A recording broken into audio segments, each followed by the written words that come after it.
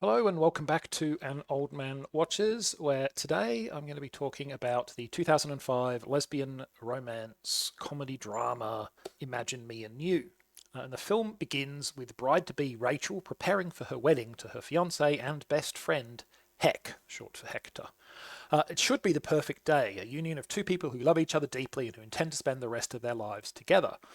And so it might have been, if not for the fact that at the reception, Rachel meets flower shop owner Luce, who is the florist for the wedding.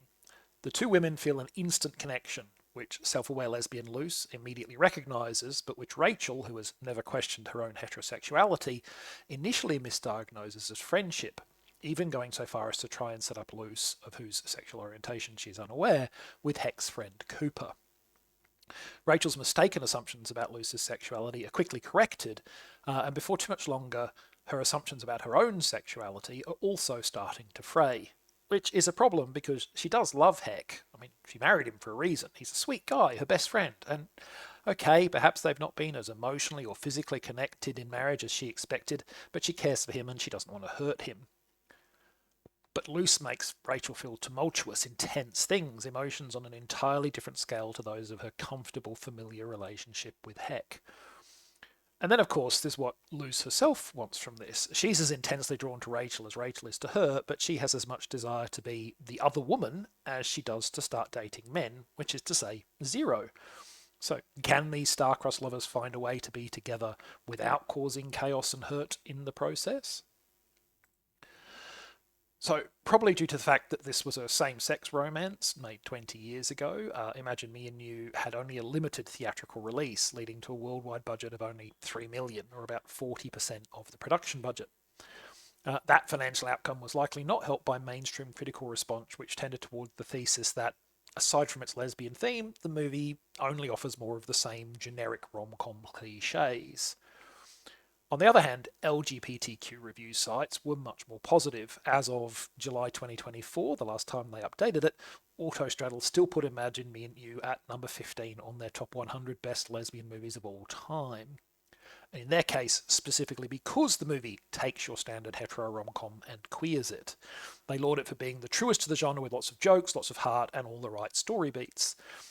And I agree with Autostraddle on this one. In fact, I'd go so far as to say that Imagine Me and You hitting all of the standard rom-com beats is not a flaw, it's a feature. Because frankly, back in 2005, lesbian romances tend to end in, at best, a bittersweet fashion.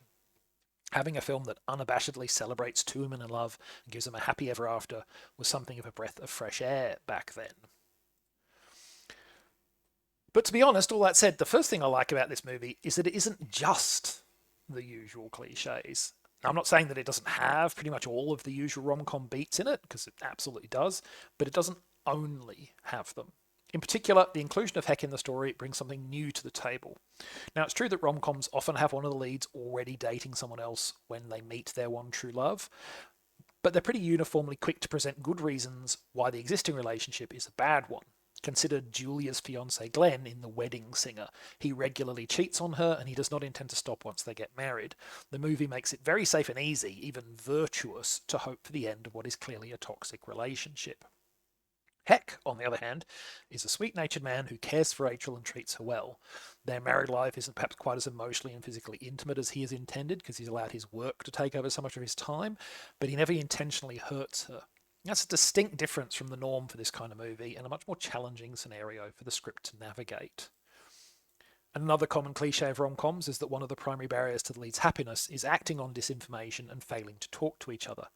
To use The Wedding Singer as an example again, Robbie and Julia fall in love with each other much earlier than either will admit, and they continually make wrong assumptions that put off them making a confession of their feelings. In comparison to this, once both Rachel and Luce realise what is between them, they talk a lot. Admittedly, much of it about why they can't be together, but still, it's different from the standard. Now, a key feature of a successful romance plot is that the film's script and the acting convince you that these characters are feeling the powerful emotions needed to drive the plot. And importantly, in Imagine Me and You, I believe that Rachel and Luce are two women irresistibly drawn together, even as they both try to resist. A theme the movie heavily lampshades with its early conversation about what happens if an irresistible force meets an immovable object. The answer is, of course, that if there is a force that is irresistible, then there isn't such a thing as an immovable object. And love, of course, turns out to be the irresistible force here. Leads Piper Perabo and Lena Headey made a convincing romantic couple here, perhaps helped by the fact that they formed a lifelong friendship while making this movie. Not that actors necessarily need to like each other to have on-screen chemistry, of course. Faking things is their job after all. But they're good friends off screen, and they make a convincing couple here. And then in the film, we also have Rachel and Heck as a couple of characters who do care for each other, but do not have the same kind of irresistible attraction and connection that Rachel feels with Luce.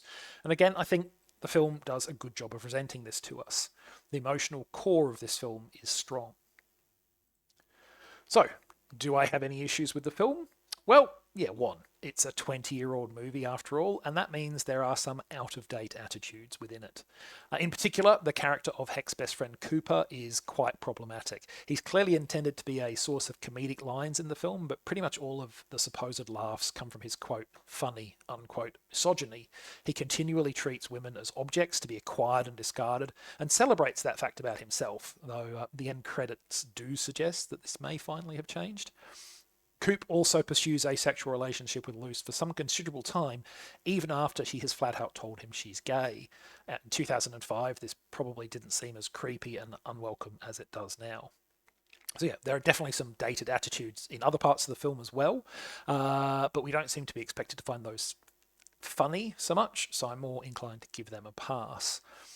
Other than the Cooper problem, though, this is a fun romantic comedy, eminently suitable for an evening of lightweight entertainment. If you do watch the film, be sure to let it continue playing through the end credits, because they're quite fun. Next time, another movie that suffered from poor critical and commercial results upon its release was the 1999 black comedy Jawbreaker. But it would go on to find success on home media, and in the years since it came out, it's been subject to a critical re-evaluation. I actually quite liked it back when it first came out, but I haven't seen it in over 20 years. So next time, you'll get to find out how I feel about it after finally re-watching it. But that is next time. Until then, thanks for watching. I hope you enjoyed it. And if you've seen Imagine Me and You, let me know what you thought of it.